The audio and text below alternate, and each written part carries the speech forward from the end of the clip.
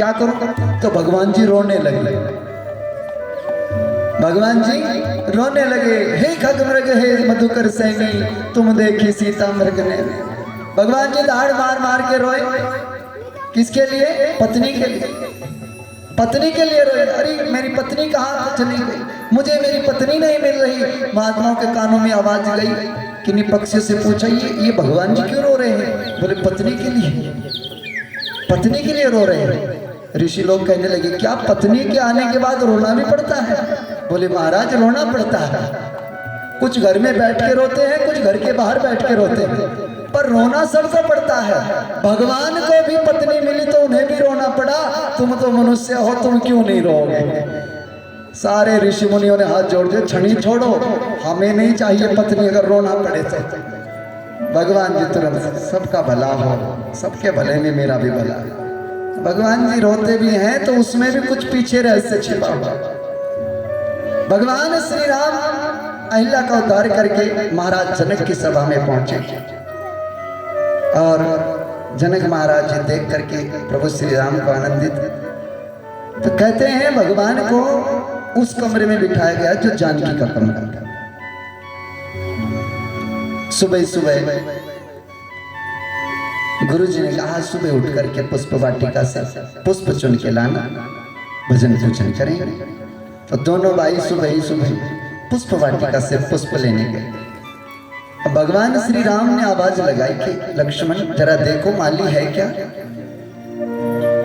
लक्ष्मण ने कहा, महाराज माली से क्या मतलब?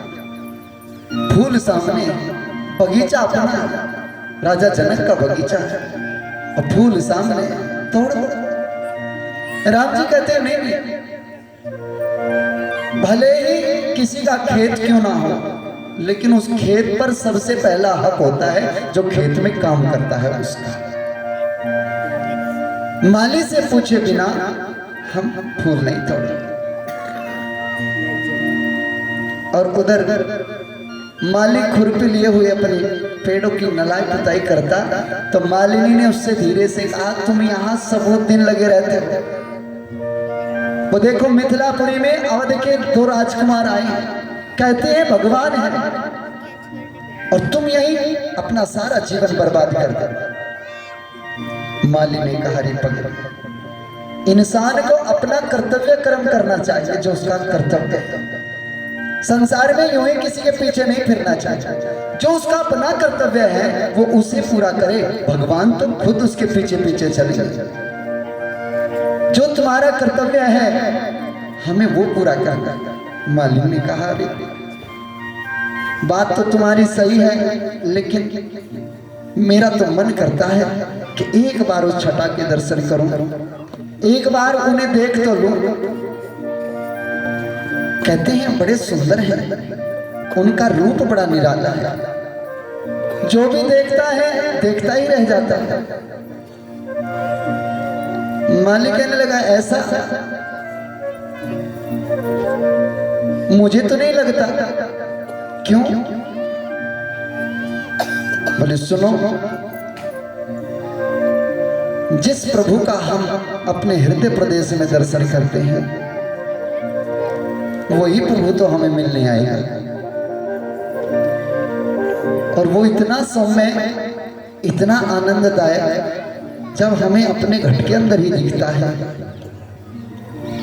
उसके आनंद का क्या ठिकाना। हमें हमारा भगवान यही दर्शन देने आएगा। मालिक ने कहा, मुझे नहीं लगता ऐसा हो। दोनों सेवक बैठे। मालिक ने कहा, और तो कभी हो या ना हो, पर मैं एक प्रार्थना अपने प्रभु श्री राम से करना चाहता हूं। क्या? कि लबों पे हर घड़ी बाबा तुम्हारा नाम आ जाए, तुम्हारा नाम उस घड़ी पे मेरे काम आ जाए।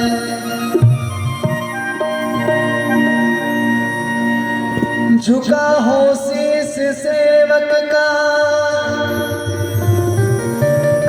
तेरे चरणों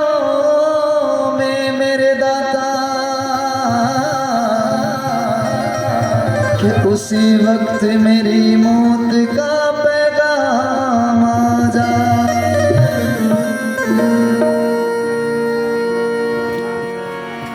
बोले श्री रामचंद्र भगवान की जय हो।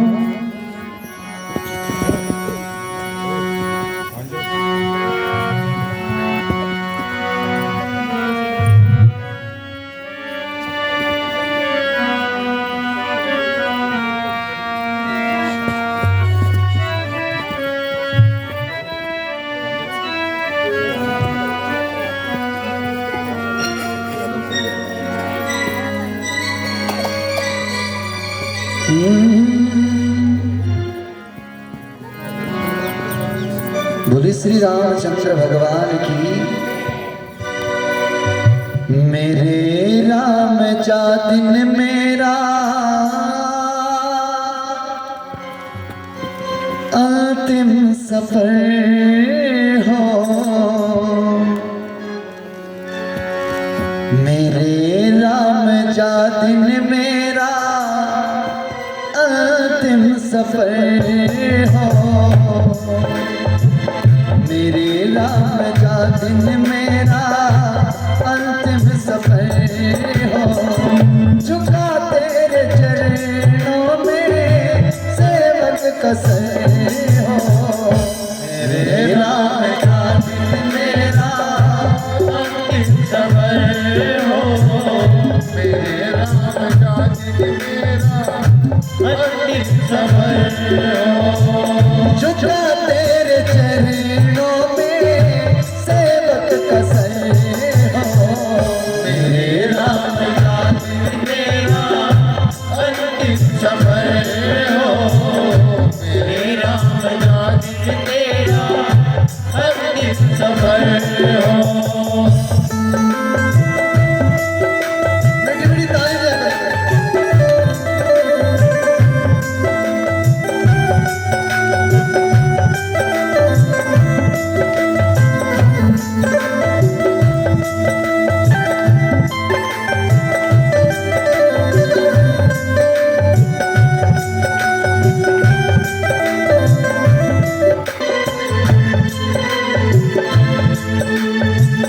नसीबों से ये दर तुम्हारा मिला है। नसीबों से ये दर तुम्हारा मिला है। कि तूफान में जैसे किनारा मिला है। कि तूफान में जैसे किनारा मिला है। मेरा काम है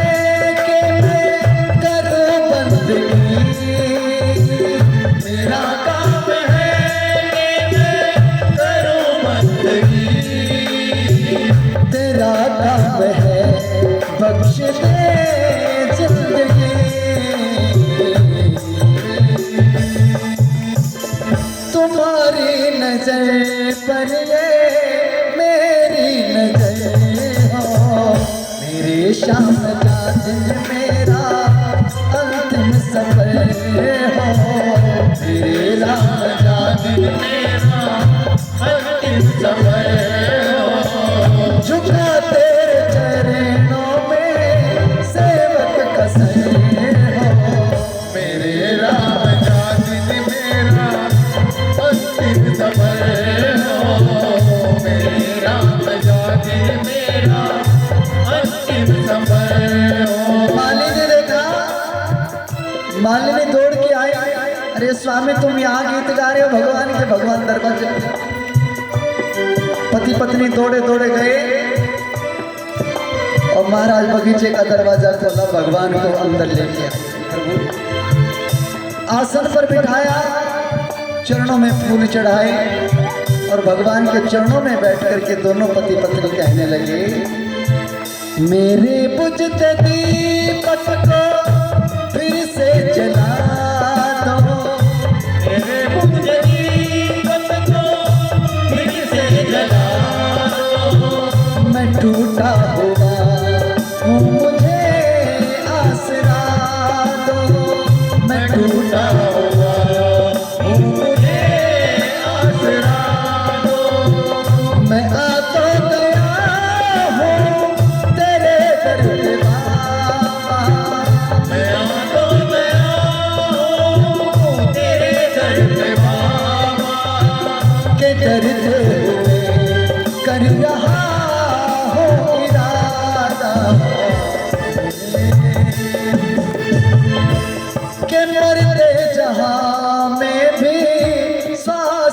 समय हो मेरे राम जा दिन मेरा अंतिम समय हो मेरे राम जा दिन मेरा अंतिम समय हो। झुका तेरे चरणों में सेवक कसे हो मेरे राम जा दिन मेरा अंतिम समय हो।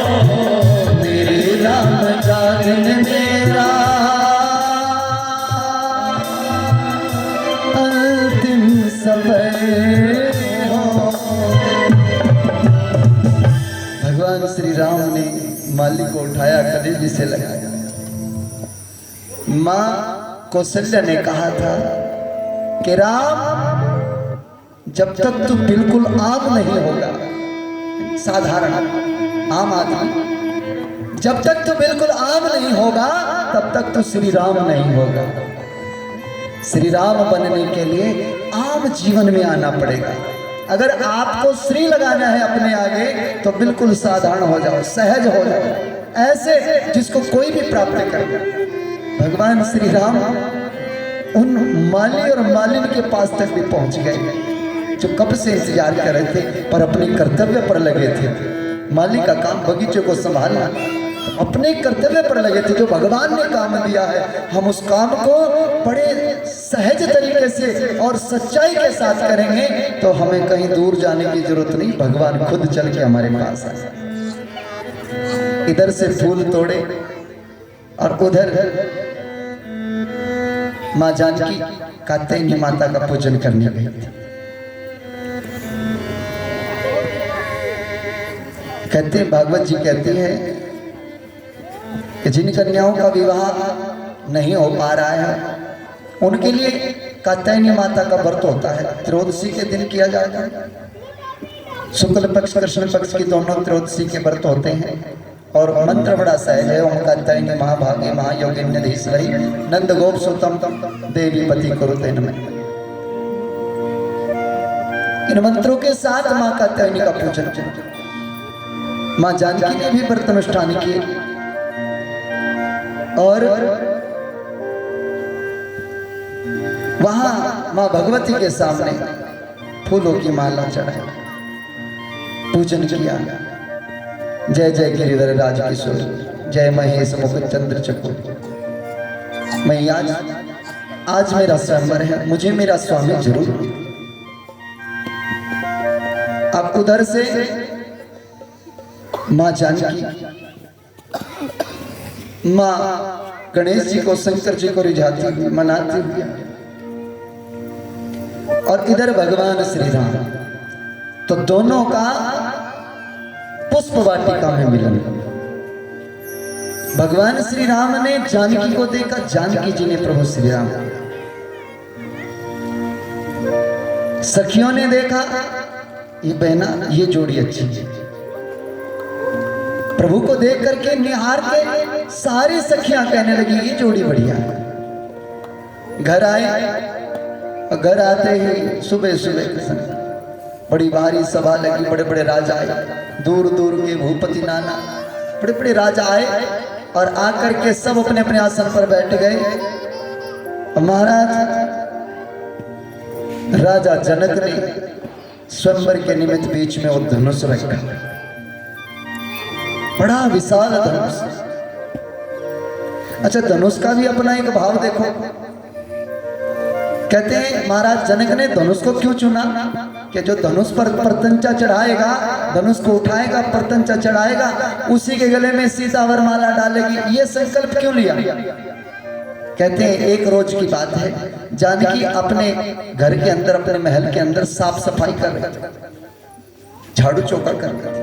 पहले जमाने में क्या होता था, माता हमारी बहनें गुड़िया ये घरों में गोबर फेरा करती थी, साफ सफाई लीपती थी, उसे लीपना कहते थे। तो घर में साफ सफाई करते हुए, गोबर लीपते हुए जानकी जी जब अपने घर में गोबर लीप रही थी तो इधर